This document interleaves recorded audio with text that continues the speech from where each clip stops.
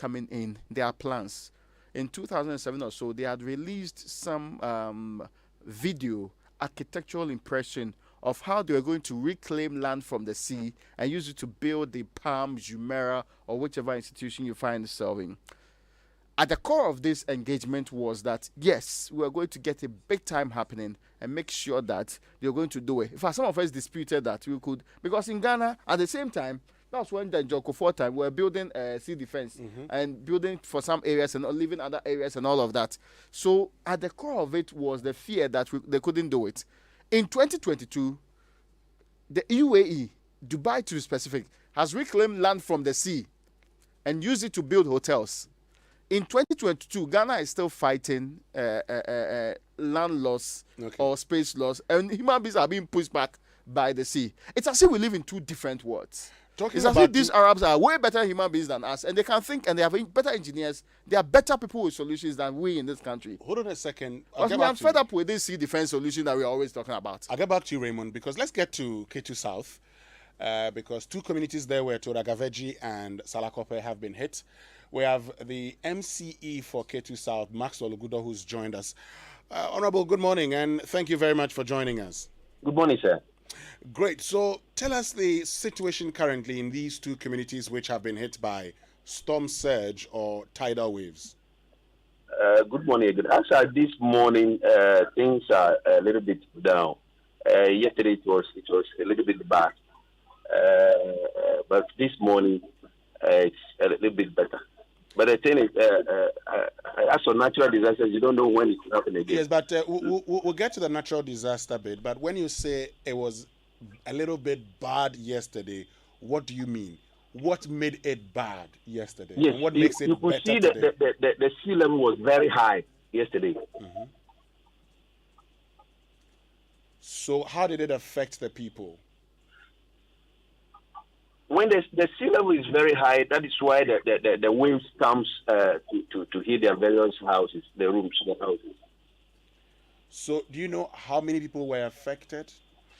As of this morning, because I woke up, I'm on my way to Accra. As of this morning, the NADMOPO, I'm here to get the official information. Now, this happened in the afternoon of yesterday. Between the afternoon and this morning, we're still working on the numbers? Yes, please. Okay. So, as we speak, no relief has been provided for the people, right? The NADMO is on the ground now.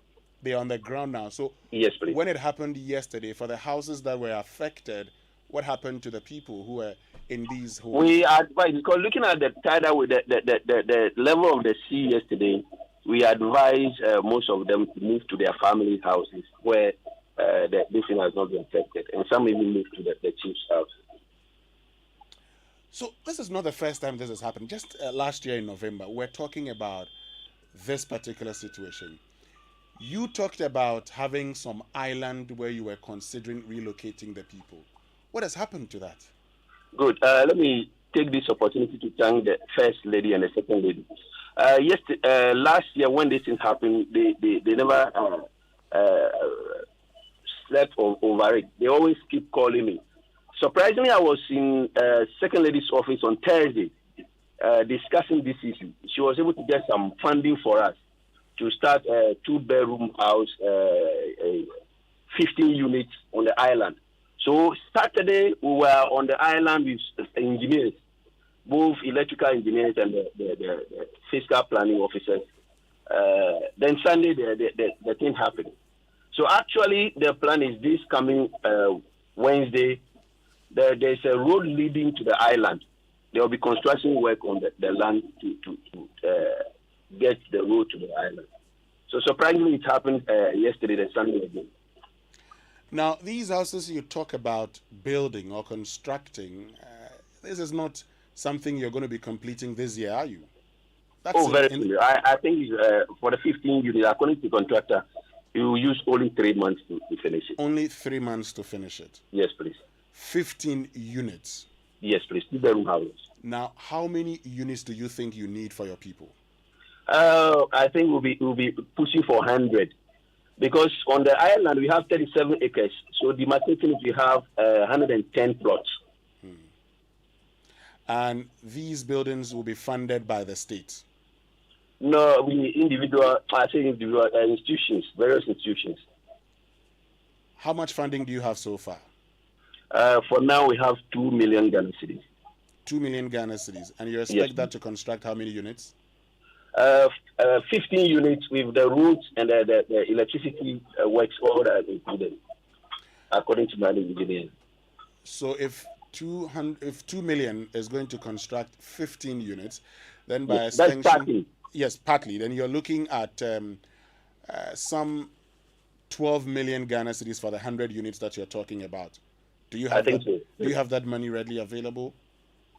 That is, we are appealing. So with the assistance, we are getting it from the various institutions. But Honorable Lukudo, now this happened yesterday. Let's get back to, the persons who were displaced. This happened yesterday in the afternoon. Was NADMO immediately at the scene? Yes, please. Yes, please. Now, NADMO was at the scene yesterday. And by evening, by night, we still do not know how many people have been affected. They have that is because they wanted to know, because for yesterday they have the list. But they are saying this morning they want to know, because we were even thinking it could happen the night again. Because last year, the previous one all happened in the night.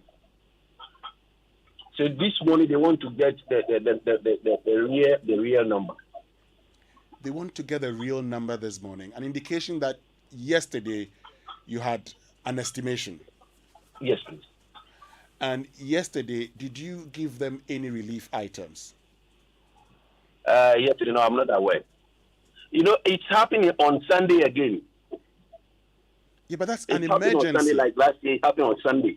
But Honorable, that's an emergency. And like you say, emergencies would not tell you when they're going to happen. So if it happens on Saturday, Sunday, whenever, the people would need relief items, and they should be supplied the relief items, particularly when NADMO officials are present there. Yes, please. So why didn't they get them?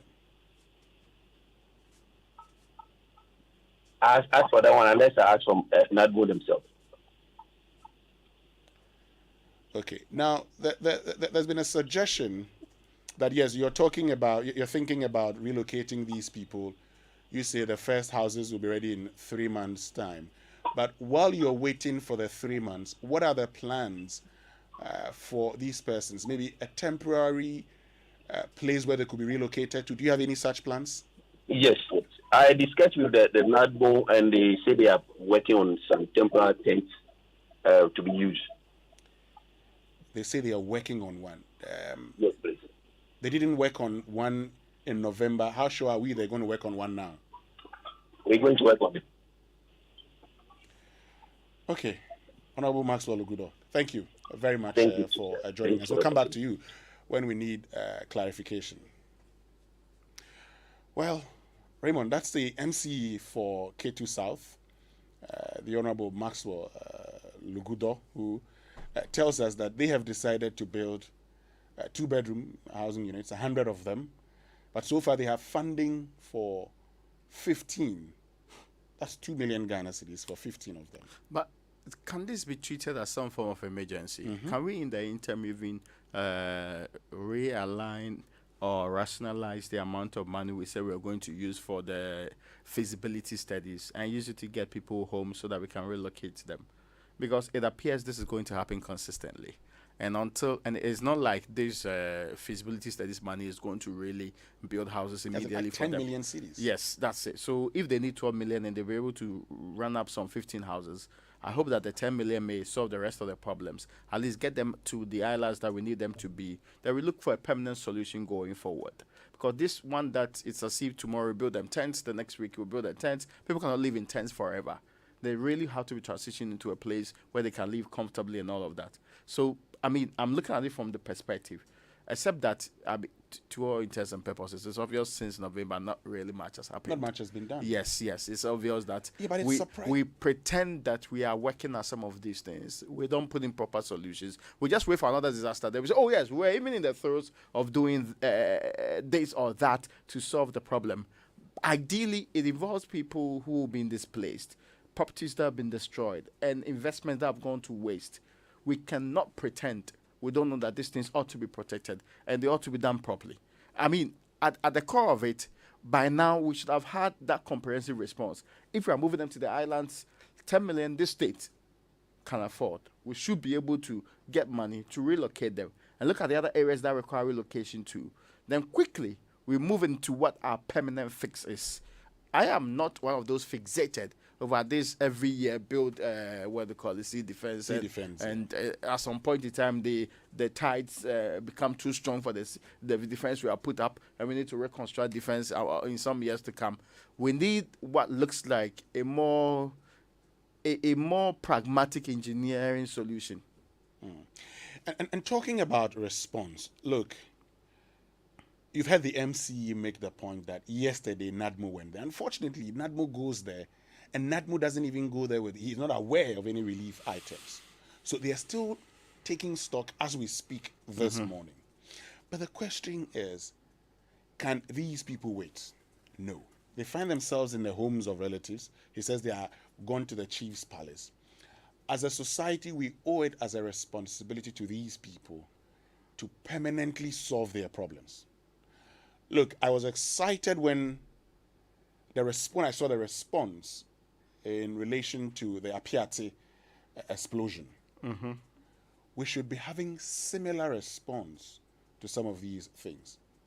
This is not something that has just happened. It's been happening. It happened in November last year. We have gone, we were there. It's happened today also, and we're talking about it. I like the point you make that if our plans to build sea defense, it's been very long. I don't know why. I mean, the whole sea defense thing. When we were in secondary school, in Maori school at the time, those who were studying geography and co used to be taking to Keji and all those areas to see the sea defense. We saw it there at the time. People, I mean, I saw pictures taken over 20 years ago when we were in secondary school. So this is not the first time we've talked about but this. People have evolved other solutions. We should consider the other solutions. If we think they are too expensive for us to explore, which locally engineered solutions can we find? By this process where every time we are relying on somebody has defined insanity as doing the same thing and expecting different results. We basically have been running the same course and pretending that we are doing some sea defense. Then we put up some stones, then we do it. Then we come and go and catch salt for it. Then after some years, the erosion and the depletion becomes so high, and the tides rise so well above it. Why? To be fair, we in Ghana, we are the ones going to stop climate change. So the only thing we can do is put in adaptation and mitigation measures. And this is old climate change lessons. So what adaptation measures are we locally putting in place? What mitigation measures are we doing? Are we relocating them permanently? Are we finding other engineer solutions? We seem always to be caught by circumstances. We are never in front of it. We are always behind it. We only wait for it to happen. We'll talk about it for some time. Then we all go to sleep like we did in November. Then come back. Then people are displaced again. Because it's lives you are talking about here. Exactly. Fortunately, we've not recorded any deaths so far. Yeah. But it's as if always want to wait for that to happen. When it happens, then we will rally, go and take pictures and pretend that we put in solutions. And yet they never happen. It tells you the entire story. You know how hard people had to get the Ministry of the Lands and, no, not the Lands, Ministry of Works and Housing to even commit to this 10 million thing. It was almost as if the entire state was saying that, why are you leaving this out of it? What's the name? The NDC people had to, is it boycott or raise it? In fact, they raised those concerns. Yes, and the MPs there had to raise this consistently. There were some MPs that were saying things that were, unacceptable. But at the core of it, we make it look like in this country, we only take care of a few and others are left on their own, especially those in the hinterlands. We are always treating them as second citizens in this country. And to be fair, if this had happened around the Osu Castle, tomorrow would have been consistently raising the point and going to it and coming back to it. If this is where we want to do our Marine Drive development program, we would have been dealing with it quickly. We always treat some people in this country as second citizens because their issues do not matter or do not come to the forefront all the time. There's no excuse where from November to this time, no frantic movement has been made. in any case, it's not the job of the second lady or the first lady to solve the problems in this country. No. We did not vote for them. We are voting for a government to deal with problems. Stop making them look like they are the permanent solution to our problems. Then we should better hand over the governance But to is it them. not also indicative of the fact that the people you have handed over the governance to are not performing? Yeah, but I mean, It's very simple. yes, but I We can't expect- hold. To be fair, I can't hold the first lady Yes, you to can't. account on You anything. can, but you see, Raymond, because she has no obligations Yes, to me. but you see, to The be very person that has obligations to me is the president and the Exactly. people that we have voted for. And to be fair, And there's a minister for this sector for the Christ's sake. the MCE cannot raise even 10 million. Yeah. To be I fair, mean, this is he doesn't have the it. IGF. How much would it be? How much This is District IGF? Assembly's Common Fund that they pay 1 month, then they'll pay another month, then another quarter, then they'll be pretending as if they are paid, but yet they have not paid. It's in arrears.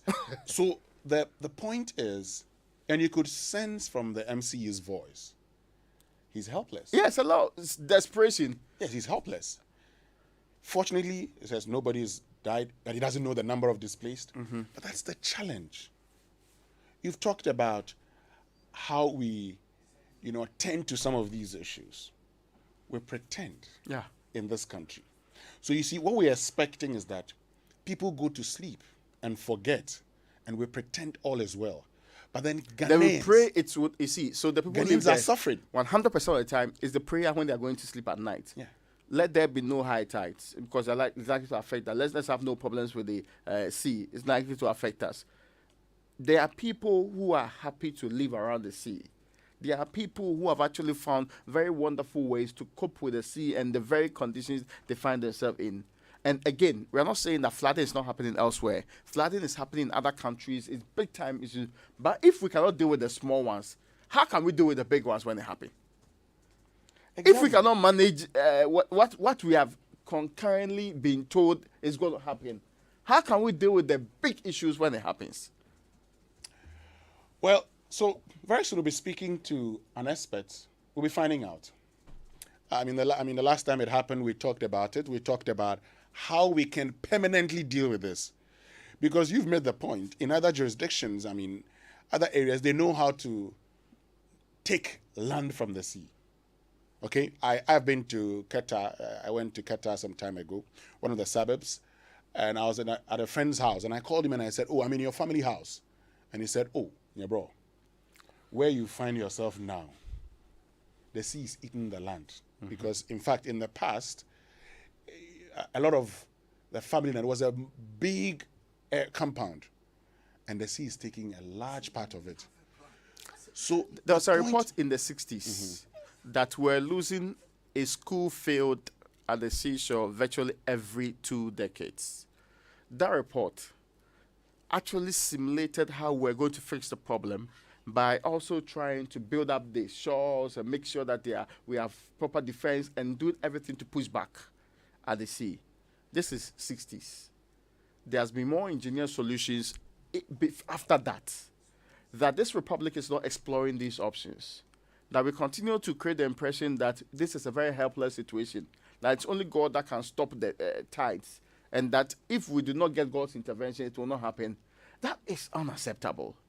It is as if we are very far from science and the engineering solutions others in other parts of the world know.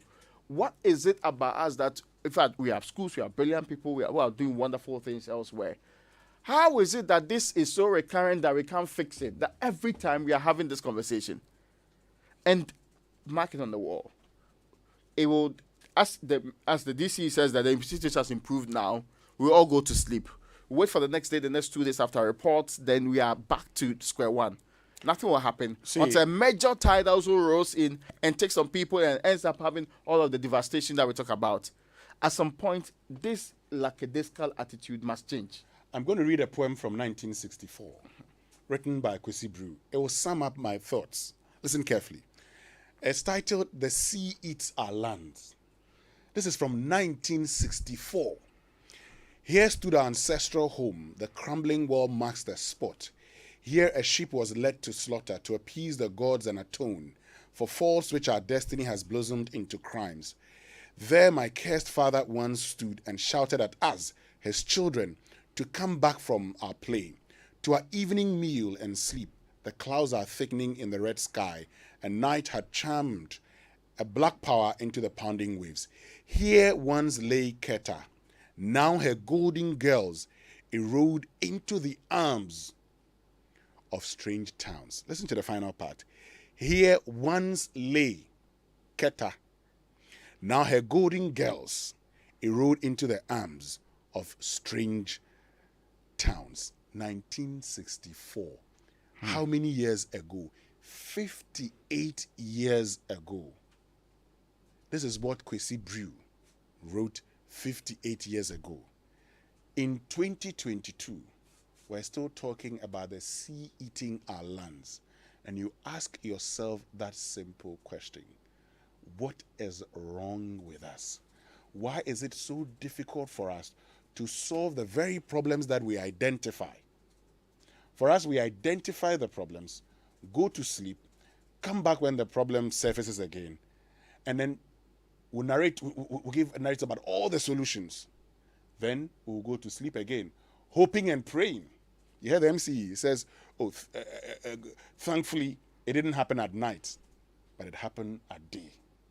That's how we do our thing. When we return after these messages, we'll be speaking to an expert. We'll be finding out the way forward. This is the Super Morning Show on Joy 99.7 FM. We'll be right back. Nice. Schweppes Citrus, the ultimate citrus experience. Schweppes. Do you need money to start a business? Do you need money to expand your business? Are you a government or private sector worker in need of money to sort out emergencies? Do you need working capital loan? Or you're in need of an emergency loan? Well, Quick Credits will loan you money so you can repay in flexible terms. It's collateral-free loan with no susu, no savings, no account opening nor deposit wahala. You just need to be a Ghanaian with your Ghana card.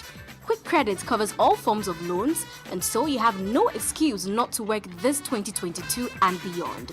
Call Quick Credit on 030-2200-390 or 059-692-0833. Take note that we do not give loans via the internet. Beware of scammers. We are regulated and licensed by Bank of Ghana. Terms and conditions apply. Quick Credit, lending made simple.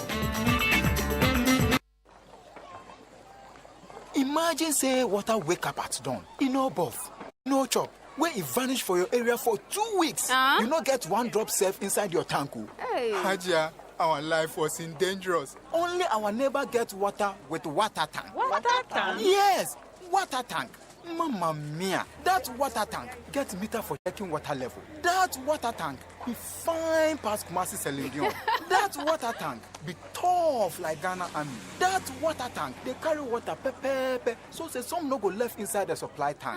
What a tank! That's my boss, Mr. Poncho go talk. Beautiful, durable, with water level indicator and accurate volume of water. Water tank. What a tank! By Duraplast.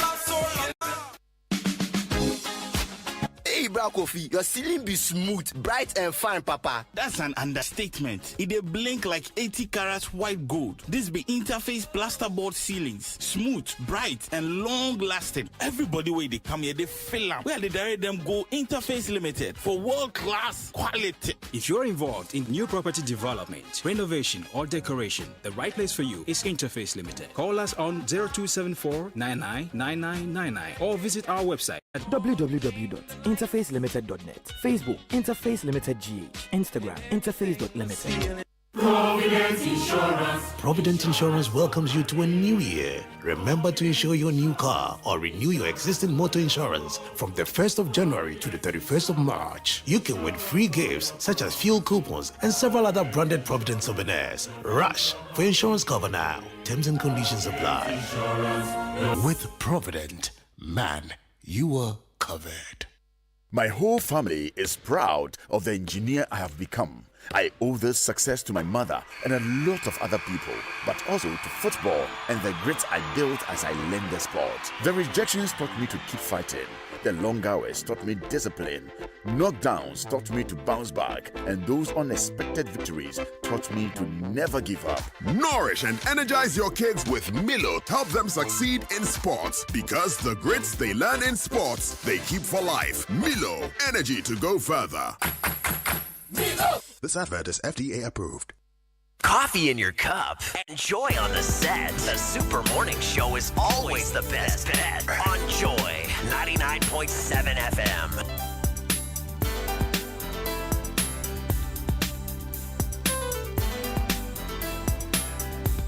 Come on. I see no changes. Wake up in the morning and I ask myself. Joy 99.7 FM. I'm tired of being poor and even worse, I'm black. My stomach hurts, so I'm looking for a purse to snatch. Cops give a damn about a Negro. Pull a trigger, killing, he's a hero. Joy 99.7 FM. One less hungry mouth on the welfare. First ship them, don't let them deal with brothers. Give them guns, step back, watch them kill each other.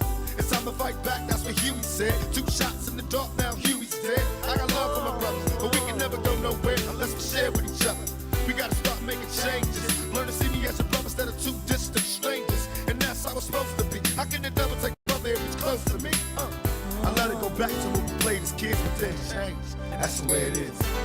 Come on. That's just the way it is. Things will never be the same. That's just the way it is. Oh yeah. That's just the way it is. Things will never be the same.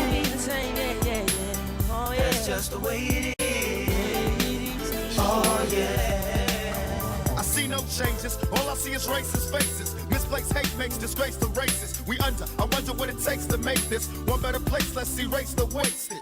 Take the evil out the people, they'll be acting right. Cause both black and white and smoke tonight. And the only time we chill is when we kill each other. It takes skill to be real time to heal each other. And although it seems evident, we ain't ready to see a black president. Joy 99.7 FM. And it's filled with blacks. But some things will never change. Try to show another way what's staying in the dope game. Now tell me what's a mother to do. Being real don't appeal to the brother in you. You gotta operate the easy way. I made a G today. But you made it in a sleazy way. Sell it like to the kids. I gotta get paid. But that's the way it is.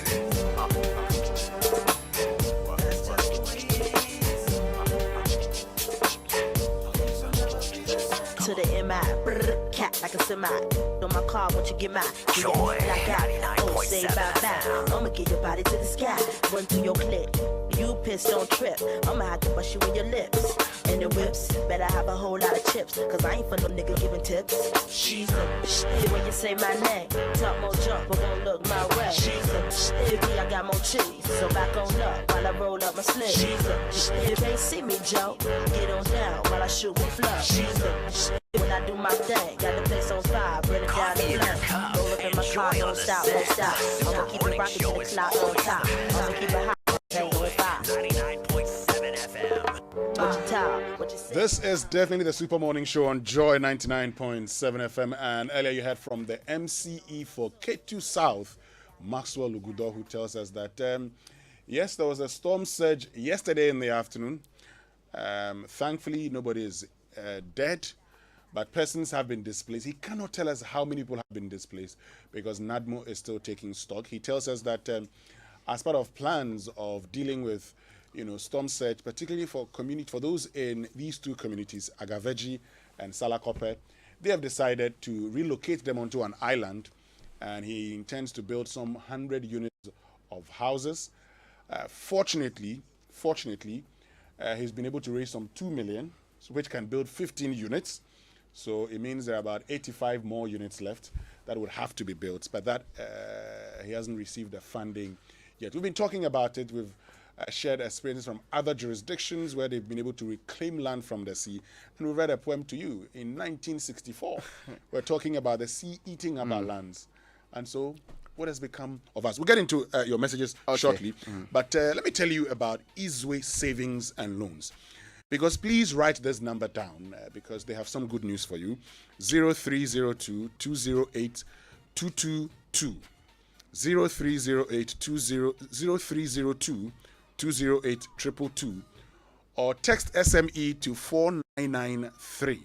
Because Easeway Savings and Loans, now they've earmarked 150 million Ghana cedis to support small and medium enterprises this year. So if you're a wholesaler or you're a retailer and you're engaged in building materials, stationery, beverages, frozen foods, spare parts, second-hand clothing, or you're in the pharmaceutical sector, healthcare, particularly labs and diagnostics, educational institutions, schools, agriculture, and transportation sectors, then Easeway has a tailor-made solution for your business. And that's why I want you to call them on 0302 208 222 or text SME to 4993, and our customer experience team will be happy to engage you. Easeway Savings and Loans, your trusted financial solutions partner. Keep your messages coming. We'll be reading a few of them shortly. Text messages on the Super Morning Show brought to us by Glyco Critical Illness Plan, GSIP. It's in your best interest to survive. And at Glyco Life, we believe this is the time to protect your future with our life insurance policies. Our products are designed to offer you peace of mind, especially in this COVID-19 era. And so to our policyholders, your claims are very important to us, and we advise you to visit our offices or the Glyco Life website, glycolife.com, to lodge your claims for prompt service. We're surviving COVID-19 together, so please pay your premiums via your chosen mode of payment or by Momo on 0591 441473 or by e-premium for micro insurance to safeguard your policies. And our call center team is ready to support you, so call us on 0202 222 113 for assistance or contact us via our digital channels. We care for your safety, so all our offices are implementing the Ghana Health Services recommended COVID-19 protocols. Please practice social distancing, keep safe, and trust Glyco Life to cushion you for life. What's Twitter saying, Raymond? Now, let me start with the messages that are coming from. First and foremost, is that very long one from Kwame Jantua, who says that, Raymond, you talk about UAE. Next door, Nigeria, they have reclaimed nearly 6 miles of land from the sea in Victoria Island. Our politicians are scared of innovation. We forget that with climate change and sun winning on our beaches, the entire coastline is at risk. How are we planning and how are we educating the people, both coastal communities and inland communities? Because people who are displaced will have to move inland. Now, this one is from Jendi Malik. He says, I was at Ketu South recently, and seeing the water in the middle of houses, I think the best solution is relocating. Almost 80% of the people and their homes are prone to disaster. Nana Kwesi Opoku says, so can we relocate the people who live around the area? Because the issue keeps coming up every year. And Rockstone has this message. How is government or central government always silent on this action? Bernardo Setitu, we should prioritize this. It's sad seeing our brothers go through this.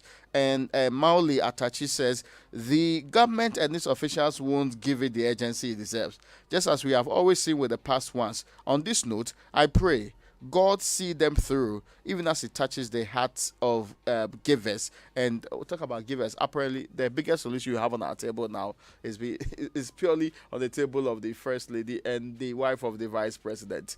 They are our saviors currently. It's interesting. Raymond, yeah. Let's get onto the phone lines because we're joined by Professor Kwesi Apiening Ado, who's Director for the Institute for Environment and Sanitation Studies at the University of Ghana. Professor Ado, good morning, and thank you very much for joining us. Good morning. Great. So we've been looking at the situation in the Keta municipality and Ketu South municipal assemblies, the issue of storm surge. And we've asked ourselves that simple question, because this is not the first time we've experienced this. How do we deal with this situation once and for all? Okay, thank you very much, and good morning to your terrorist listeners. I think I agree with you that this is not the first time we are experiencing this problem. And the way forward is how do we deal with it so that we don't have this problem occurring as we are experiencing now.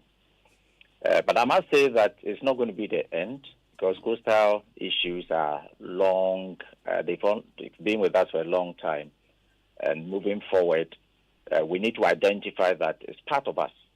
And we must not be fighting it, but we must find a way of working with nature so as to be able to accommodate natural activity. Okay. Now, for what we are experiencing, the immediate solution to me is to relocate the people, because we can't afford to lose life. So the first thing is to relocate the people, and we should have a long-term plan. And this long-term plan to include all the stakeholders coming together to understand the situation and then profess the best solution. And looking at the stakeholders, we should not ignore the indigenous people. We should also bring into being the indigenous knowledge, what is very, very important and critical at this stage. So the immediate solution is relocate the people. Now, for the long term, you realize that the fight against erosion is a fight we will never win, because you are fighting against a natural phenomenon.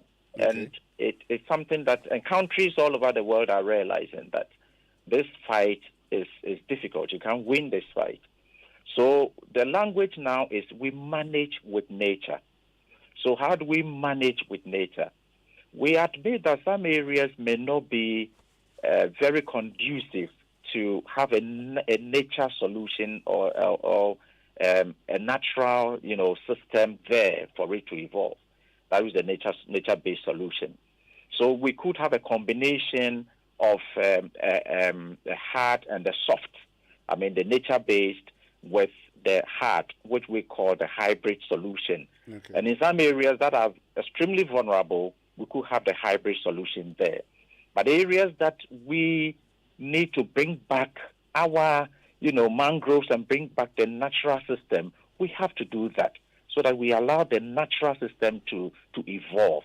So that's how we should look at it in the long term. Okay. But in the short term, our advice that we relocate the people. So let's look at the hybrid solutions available to us in the long term and the natural solutions. What are these solutions? The long-term, natural solution is to bring back the mangroves that we have over-harvested, because in some areas we just destroyed the vegetation, and this vegetation play a key role in naturally fighting the flooding and the erosion that we experience. So we need to make a conscious effort to bring back these natural vegetation. Now, the hybrid, some areas are extremely vulnerable in terms of being very low-lying areas. Those areas we can engineer, but in engineering those areas, we engineer them with natural, dynamics in mind. So we do a combination of the mangroves and other vegetation with the engineering. The engineering will help you to hold the beach. And then once you hold it, allow the natural system to evolve by reintroducing the natural system into it, so that naturally the system will begin to come back to its natural, dynamics, and then that can also be worked out. So that is a hybrid. The hybrid is where we cannot have 100% natural, nature-based solution. We can do that combination. And that combination has been done elsewhere. And now that is where the thinking is moving. We are now realizing that some areas it will be extremely difficult to have 100% nature-based solution. We can do the hybrid. And I think along our coast, these are some of the solutions that we must begin to look at moving forward. Great. Now, talking about engineering, in the past we've always talked about building sea defenses. Do they help, and should it be one thing that we should really consider within the medium to long term? I think engineering solution has never helped. In fact, if you read all the literature and from our works we've done along the coast, we realize that engineering solution has never been the best way of managing coastal erosion. Using engineering is basically fighting erosion. And like I said, you can't fight and win this war. So engineering, you engineer a location. What you have done basically is transferring the problem to the other side. So are we going to engineer all the coast? No, we don't have the resources to do that. And even if you do it, maintenance is at a very high cost. Okay. And you can't do it. We have a very beautiful Ketu South defense, which has worked beautifully. But the truth is, we just transferred the problem from Ketu to the downdrift coast. So that is why we now have huge erosion problems around Blekusu and moving down to the eastern side, getting to the border with Togo. So engineering has never been the best solution. It gives you an immediate solution, but in the long term, it does not help.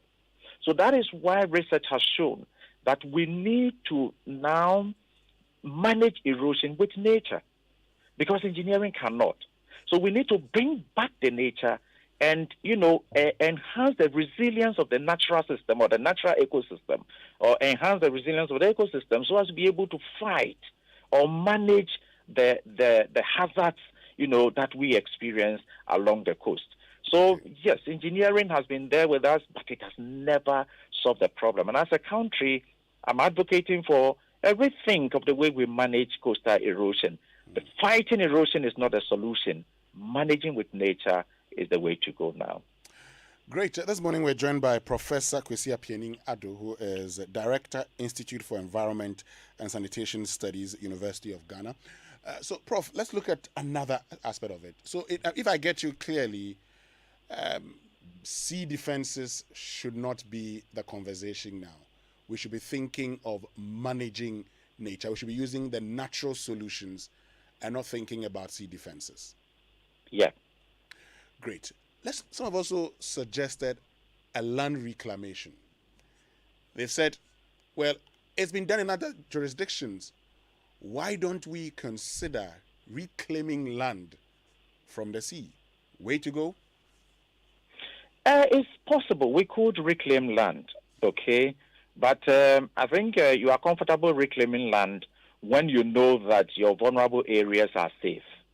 Okay, you are comfortable moving into the sea when you know that your shorelines are well managed. So it's also one way we could look at it, okay?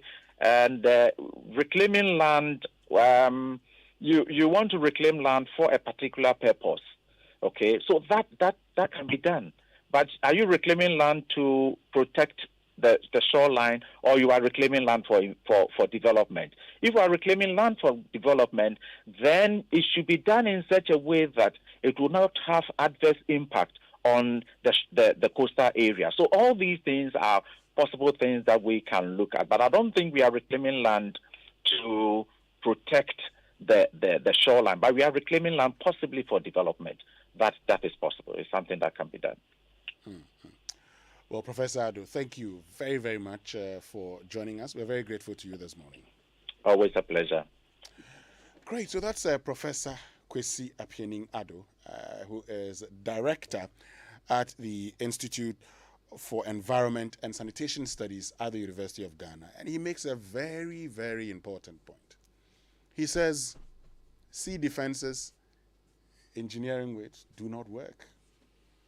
So let's begin to think about natural remedies. But in the meantime, we must relocate the people. He says we can reclaim land. Why not? It's something we can do. If we have the means, we can go ahead and do it. But for him, sea defense, you're only transferring the problem to another community. The evidence has been on the ground, actually. Yes. We have seen it happen on the ground. Yeah, it's a wonderful summary of, but see, the problem is that sometimes the people who are supposed to act, they know that these things are supposed to be done. Except that for some reason, it's almost as if we are not responsive enough. We are not responsible enough. We do not care really for our people that much. We are 100% people who are, either removed, disconnected, that kind of grouping. That is dangerous. It is problematic. It's almost like our governance ends at we voted for them, they are running it. Then they come with all of these stories. Responsive government ensures that this thing does not recur and that we have to put in place proper plans to deal with it. We're all here and we realized the conversations surrounding whether this was something that was urgent and required action. Remember, around the budget time, it really sent a very bad signal that we do not care enough for our own people. That cannot be the way we do proper governance in this country. Hopefully, now that we are getting everybody on the table to agree that first. We need an interim solution and a permanent one. We will not come back to this conversation again. But when it comes to the government of the Republic of Ghana, you cannot bank. You cannot really go to bank with their promise that it will not happen again, because virtually all the time they end up being the ones disappointing the people. They end up being the ones giving news stories, and see, when push comes to shove, all that will happen is that, oh, we have moved in people, we have moved in contractors, they will start working, nothing will happen again. You know, Raymond, it's almost like a charade that we do in this country. You know, I listening to Professor Kwesi Appiah-Ningado. I mean, wonderful submission. And I remember having a conversation with Salom Ababio, who's an oceanographer too. And he's made similar points in the past. How we should, go back and get our vegetations in place and all of it. So it means that we know the solution. We know the solution. What is left to us is the implementation. We have, however, decided to go for the most difficult of them, which will not even work. And that is sea defense. So let's go and build a sea defense. And then we'll come back and complain. Sadly, that is the state of Ghana. But talking about the state of Ghana, there's fire at the student front. And for all of us who are young men, well, we are not part of youth per the AU standards. But yes, young at heart. Yes, we are young at heart. But Raymond, we've seen the situation where the National Union of Ghana Students, and I remember, my days when I went for News Congress, I was campaign manager for a candidate who lost the election. I don't want to talk about it, but in those I'm not sure the candidate lost the election. That's without doubt. I mean, clearly. The candidate lost the election. But you see, those days we had a nukes that you could refer to as nukes. When you go for Congress and you elect leaders, at least you knew that those leaders were the ones going to steer the affairs. In the last few years, we have seen a situation where we had 2 presidents, 2 secretaries, and 2 executives for every position. At least as far back as what they call it, 2011, it's reared this ugly head again. Of course, I made this point that Edward Duadontin told me about his experience in the 70s when he had won the election in Kumasi, and Kofi Potofi, the former NADMO boss, was unwilling to hand over to him. And they had to basically ask Sir John, the late Sir John, so as Sabah Hall boys, they had to come together and form a united front to fight Kofi Potofi. And he uses this expression. He says Sir John had to basically beat the crown out of Kofi Potofi before he hands it over to him. So the student front, and it's understandable that when you have different students and all of the groups learning the ropes of democracy, there will be some, but when it gets to the point where it affects their role, and this is what happens. At the core of this is the partisan positions, the political parties seeking to influence the students' union. The political parties will put up candidates, and if their candidates do not win, especially the ones that have, so they put up candidates, they support them, they raise so much money for them to buy schools. Sometimes schools that do not want to go to the Congress, that cannot pay the dues, all of a sudden gets money to pay the dues. Yes. This is because they've been given money by a political party to go and pay the dues. And governments of the day are mostly culpable because they have the bigger resource. Let's not forget, those in opposition to fight very hard with the resource that they have. But governments of the day sometimes even deploy security, national security and all of that to come and control affairs on the ground. And it has always led to that botched elections that other side agreed and disagreed. In fact, sometimes even the executives elected can choose that one group is going to do it in Kumasi, the other is doing it in Ho. Then the other group will go and do it in the school somewhere and say that they're also electing their own. Okay. So at the end of the day, like what you have seen now, this may end up with only one conversation happening. One side will say, this is our president. This side will say, this is our president. See the one that the president would, the government would recognize. The government will recognize the candidate they put up. You will see at the end of the day. We'll see. But let's get to Nanaya Ojima, who's with Love FM. Now, he was on the ground where the elections were held, and he would tell us what really transpired, because we've seen 2 persons claiming victory. But before we get to Nanaya Ojima, let's go for some few messages. Stay with us. We'll be right back. We shall be all right. Joy 99.7 FM. Don't you cry. Coffee in your cup. Enjoy on the set. The Super Morning Show is always the best. On Joy 99.7 all the FM. tears from my eyes. In times when the storms and the tides are raging,